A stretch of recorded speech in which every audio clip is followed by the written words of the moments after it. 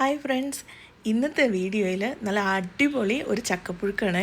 അതിന് കൂട്ടത്തിൽ എല്ലുകറിയാണ് ഞാൻ ചെയ്തിരിക്കുന്നത്. പക്ഷേ എല്ലുകറിയുടെ വീഡിയോ ഓൾറെഡി നമ്മുടെ ചാനലിൽ ഒത്തിരി ഉണ്ട്, അതുകൊണ്ട് ഞാനത് സെപ്പറേറ്റ് എടുത്തിട്ടില്ല. ഇതിപ്പം ഞാൻ ചക്ക എല്ലാം അതിൻ്റെ പാടയും മുളഞ്ഞേനും എല്ലാം മാറ്റി ക്ലീനാക്കി അത് ഒന്ന് നന്നായിട്ട് കനം കുറച്ചരിയാണ്. എൻ്റെ ഇച്ചിരി കനം കൂടിപ്പോയി.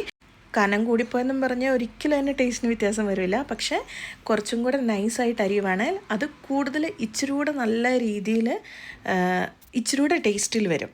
ഓക്കെ, ഇനിയിപ്പം ഈ അരിഞ്ഞതെല്ലാം ഞാനിപ്പോൾ ഒരു അപ്പച്ചമ്പ് എടുത്തിട്ടുണ്ട്. ആ അപ്പച്ചപ്പിൻ്റെ അകത്ത് വെള്ളം, അതായത് ആവിയിലാണ് ഇത് വേവിച്ചെടുക്കാൻ പോകുന്നത്.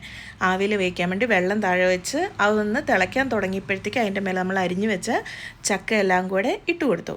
ഇനി അതവിടെ ഇരുന്ന് വേവട്ടെ. ആ സമയത്ത് ഒരു തേങ്ങ കുറച്ച് കൂടുതൽ എടുക്കുന്നത് തന്നെയാണ് നല്ലത്. പിന്നെ മുളക്, ജീരകം, വെളുത്തുള്ളി, ഇത്രയും സാധനങ്ങൾ ഒന്ന് ഒതുക്കിയെടുത്തിട്ട് നിറയെ കറിവേപ്പില, എത്രത്തോളം കറിവേപ്പില ചേർക്കുന്നോ അത്രയും ടേസ്റ്റ് കേട്ടോ. എന്നിട്ട് ഇതൊന്ന് ഒതുക്കിയെടുക്കുക.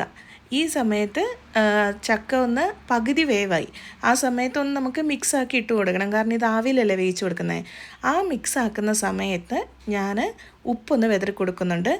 എന്നിട്ട് അതിൻ്റെ മേലെ നമ്മൾ നേരത്തെ തേങ്ങയുടെ കൂട്ടാക്കി വെച്ചില്ലേ, അത് വേണമെങ്കിൽ വെള്ളം ചേർത്ത് അരയ്ക്കാം. ഞാനിവിടെ ഒരു ഇച്ചിരി അരയാൻ വേണ്ടി മാത്രം വെള്ളം ചേർത്തിട്ടുണ്ട്.